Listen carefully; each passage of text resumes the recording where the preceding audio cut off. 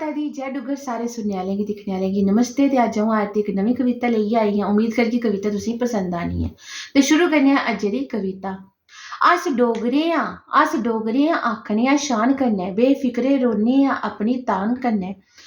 रुक्खी सुक्खी खाइयै बी जी लैने न, घुट्ट ठंडा तवियै दा पी लैने न। इत्थै तवी कन्नै बगदा ऐ चनाऽ, जम्मू च बस्सी दी ऐ बावे आह्ली मां कोला चीज मंगने आं थ्होई जंदा ऐ। इत्थै सुक्के दा बूह्टा बी मठोई जंदा ऐ।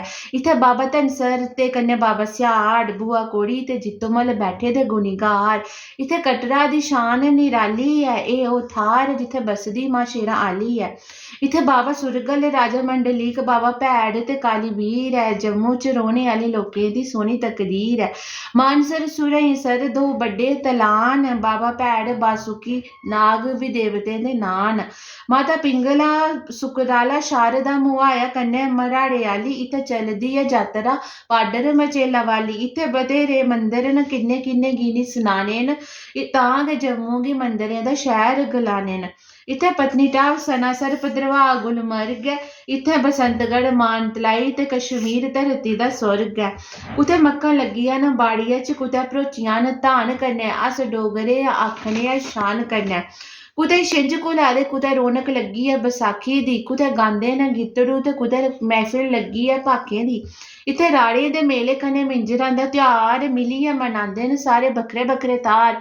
इत्थै देवतें दी जात्तर करदे न धाम कन्नै। अस डोगरे आखने आं शान कन्नै, बेफिक्रे रौह्ने आं अपनी तांग कन्नै।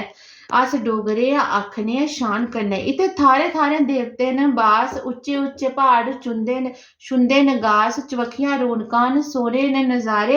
तवियै पैर धोंदी रात ते टिम टिम करदे तारे। सोह्ने सोह्ने प्हाड़ भरोचे दे बर्फ दी ठंडी ब्हाऽ कन्नै। अस डोगरे आखने न शान कन्नै, बेफिक्रे रौह्ने आं अपनी तांग कन्नै।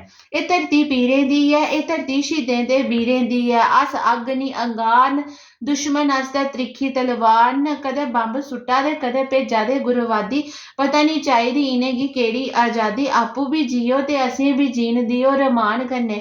अस डोगरे आखने आं शान कन्नै, बेफिक्रे रौह्ने आं अपनी तांग कन्नै। अस डोगरे आखने आं शान कन्नै। मता मता धन्नवाद।